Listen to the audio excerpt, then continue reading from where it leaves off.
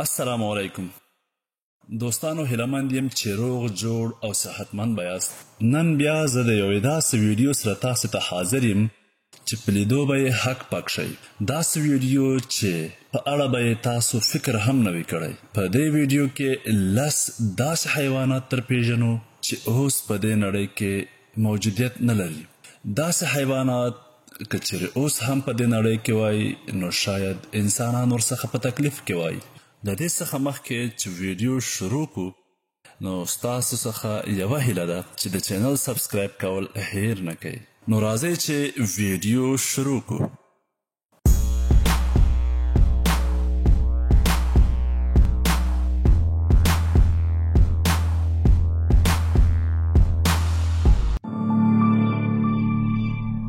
په 10 نمبر کې موږ سره جاینټ ټرټل چې د کاربونومیس په نامه سره هم یادیږي او په پښتو کې موږ ورته غټ کشپ ویلی شو.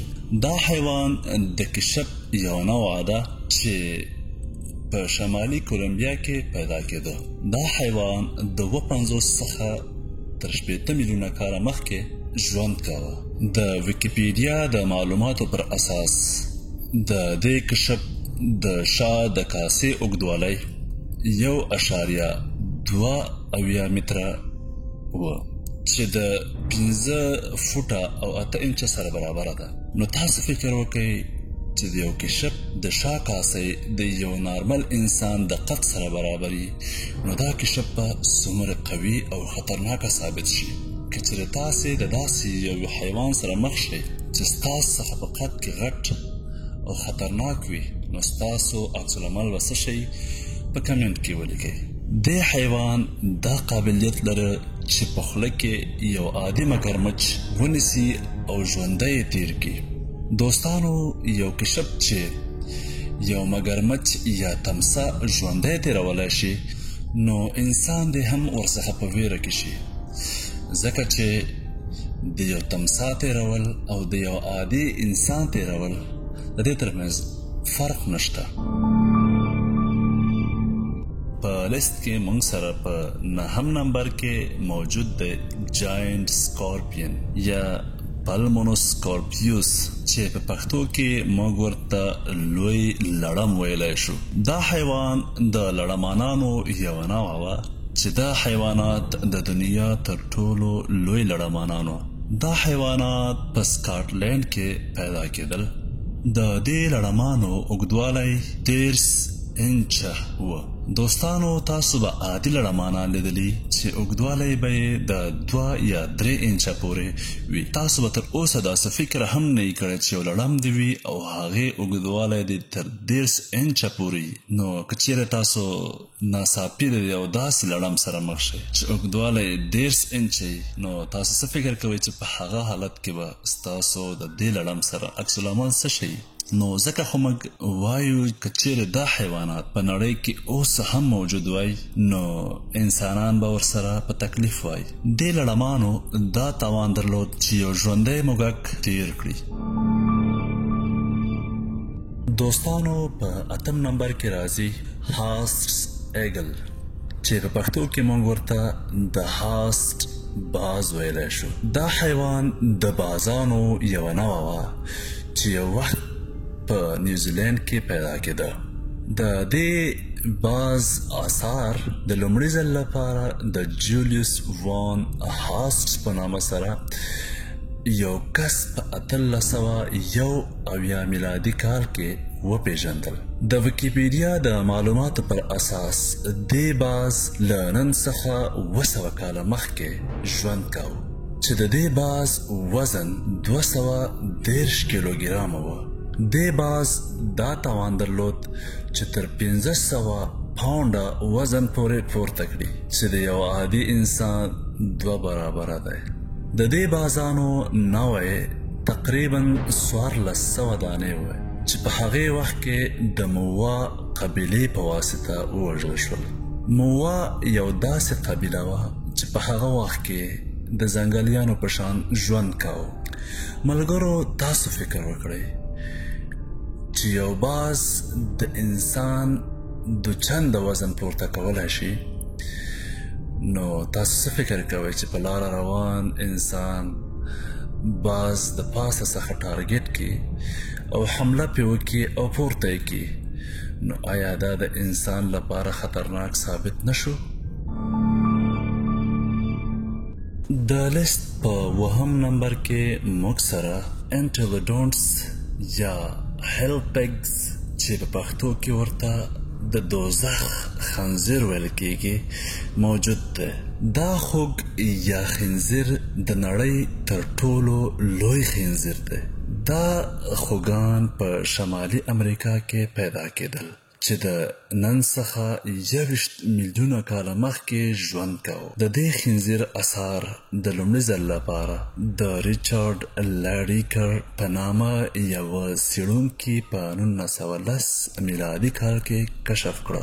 د دې خنزیر لوړوالی د 1.5 متره څخه تر 2 متره پورې دی چې اوږده ژامه او تیره غاښونه لري. دوستانو تاسو به ډېر خنزیران یا خوږان لیدلي چې د انسان د قد څخه کوچني وي، او تاسو به لیدلي چې د خنزیرانو غاښونه دومره تیز نه وي لکه څنګه چې د دې خوږ غاښونه تیز دي. نو تاسو فکر وکړئ چې یو خنزیر د تیرو غاښونو په درلودو سره چې د انسان د قد څخه لوړ قد ولري، نو د انسان لپاره به څومره خطرناک ثابت شي. دوستانو په لیست کې موږ سره په 4 نمبر کې جاینټ هارنلیس رهینو په نامه سره یو غټ حیوان موجود دی. دا حیوان د غټو حیواناتو له جملې څخه دی چې د 23 څخه تر 40 میلیونه کاله مخکې یې ژوند کاوه. دا حیوانات زیاتره په چین او بلکان کې پیدا کېدل. د دې حیواناتو لوړ قد حیرانونکی و او همدارنګه د دې حیواناتو اوږده غاړه د لیدو وړ وه چې د غاړې اندازه یې 1.5 متره وه او د بدن لوړوالی بغیر د پښو څخه 4.8 متره و او د دې حیوان اوږدوالی 1.4 متره و. وزن یې د 15 ټنو څخه تر 20 ټنو رسیده.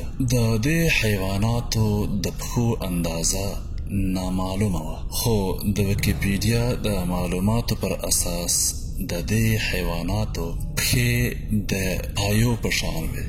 دا حیوانات تقریبا د یو عادي پیل 1.5 برابر دي.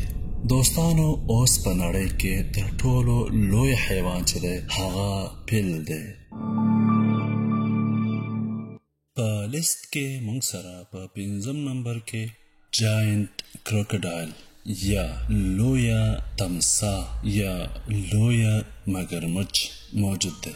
دا مگرمچ یا تمساح د نړۍ تر ټولو لویه تمساح ده چې د نن څخه 83 نه تر 2 میلیونه کاله مخکې ژوند کاوه. ملګرو تاسو به زیاتې تمساحګانې لیدلي، کیدای شي په مختلفو ویډیوګانو کې مو لیدلي او یا کیدای شي چې په اصلي ژوند کې مو لیدلي. تاسو به لیدلي چې د تمساح اوږدوالی د 2 څخه تر 4 یا 3 مترو پورې. د دې څخه لویه تمساح به تاسو تر اوسه نه لیدلي. نو دا تمساح د نړۍ تر ټولو لویه تمساح ده ځکه چې د دې اوږدوالی تر 12 مترو پورې رسیږي چې د یو عادي انسان 2 برابره کېږي. دا تمساح د نورو تمساحګانو په شکل ده چې اوږده، تیره او قوي غاښونه لري او شایې د کلک پوښ په واسطه پوښل شوی دی چې قد یې د یو عادي انسان په برابر دی. خدای دې نه کړي که چیرې تاسو د یو داسې تمساح سره مخ شئ نو ستاسو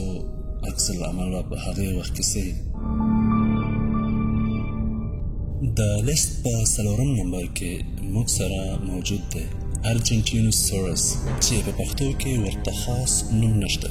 دا حیوان د ډایناسور له جملې څخه دی چې په حجم کې تر ټولو لوی ډایناسور دی چې دا حیوان د 490 څخه نیولې تر 90 میلیونه کاله مخکې ژوند کاوه. دا حیوانات په ارجنټینیا کې پیدا کېدل. د دې حیواناتو اوږدوالی د 13 متره څخه نیولې تر 19 متره پورې و چې وزن یې د 50 ټنو څخه تر 100 ټنه پورې دی. تاسو به تر اوسه داسې فکر نه یې کړی چې یو حیوان دی په دومرې لوی وزن کې اوسېږي. د دې حیوان د ملا د تیر یو هډوکی د یو انسان د قد په برابر ده چې د دې حیوان آثار په 1980 میلادي کال کې د یو دهقان په واسطه وموندل شول. په 3 نمبر کې موږ سره موجود دی پورو سره سړی چې په پښتو کې موږ ورته خوفناکه مرغه ویلی شو. دې ته خوفناکه مرغه ولې ویل کېږي؟ د لوړ قد، تیز رفتار او تیرې ټونګې له وجې. دا د مرغانو له نوعې څخه دی چې د 2 څخه تر 1.8 میلیونه کاله مخکې ژوند کوي. دا مرغان اکثریت په جنوبي امریکا کې پیدا کېدل. د دې مرغانو قد یا لوړوالی د 1 څخه تر 3 متره پورې و. دې حیواناتو کولی شو چې په 1 ساعت کې 50 کیلومتره منډه ووهي. د دې حیواناتو مخوکه خورا تیره او غټه وه چې کولی شو په اسانه سره د ده څخه کوچني حیوانات پرې وخوري چې د مخوکې کږه برخه یې د 10 سانتي متره په اندازه وه. دوستانو، تاسو به عادي مرغان لیدلی وي، خو کله به مو داسې فکر نه یې کړی چې یو مرغه دی د انسان د خوړلو سبب شي. تاسو به لیدلی چې مرغان د انسانانو څخه په لوړ قد کې شته، خو ولې تاسو به دا نه یې لیدلی چې هغه مرغه دی ډېر خطرناک ثابت شي. دا و هغه خوفناکه مرغه. د لیست په 2 نمبر کې موږ سره موجود دی سمایلوډون. سمایلوډون چې په پښتو کې موږ ورته د اوږدو غاښونو لرونکی پړانګ ویلی سو. ملګرو، تاسو به ډېر قسمه پړانګان لیدلي، کوچني، غټ، مختلف رنګونه، خو تاسو به تر اوسه داسې پړانګ نه لیدلی چې وزن یې 450 کیلوګرامه دی. نو موږ وایو سمایلوډون چې د پړانګانو له جملې څخه دی چې اوږده تیره غاښونه لري چې د سایبر ټوت ټایګر په نامه سره یادېږي.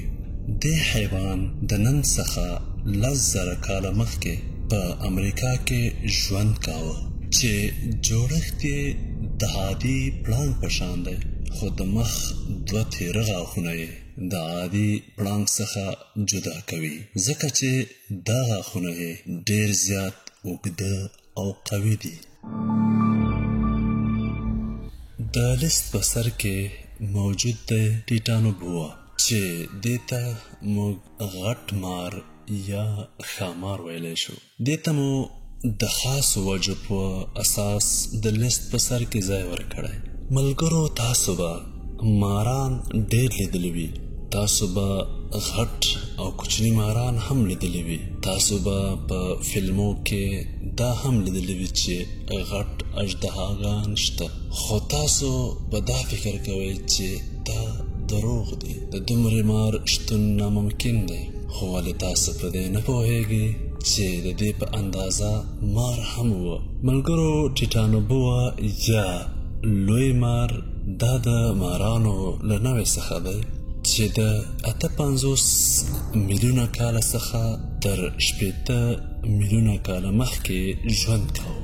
دا ماران په کولمبیا کې پیدا کېدل چې د دې مارانو اوږدوالی 12.8 مترو ته رسېده چې وزن یې خورا زیات 115 کیلو ته رسېده. دې مار دا قابلیت لره چې یو عادي تمساح په اسانه سره وخوري. د اوږدوالي او د وزن پر اساس موږ دا ویلی شو چې دا مار کولی شي یو عادي انسان په اسانه سره تیر کړي. که چېرې داسې ماران اوس هم موجود وای نو انسان به ورڅخه په امن کې نه وای. دا ویډیو په همده ځای ختمو. دوستانو دا ټول معلومات چې تاسو واورېده دا د ویکیپیډیا د سایټ څخه را اخیستل شوي معلومات وو. ستاسو رایه موږ سره شریکه کړئ چې تاسو ته په دې ټولو حیواناتو کې کوم حیوان خطرناک ښکاره شو. ستاسو په نظر کوم حیوان د انسانیت لپاره یو خنډ او همدارنګه ملګرو زموږ د چینل سبسکرایب کول او د چینل د ویډیوګانو لایک کول. که چیرې مو ویډیو خوښه شوي نو د ویډیو شیر کول هیر نه کړئ. د نورو ویډیوګانو لپاره زموږ چینل سبسکرایب کړئ. نو مننه کوم، په الله مسپارم. خدای پامان.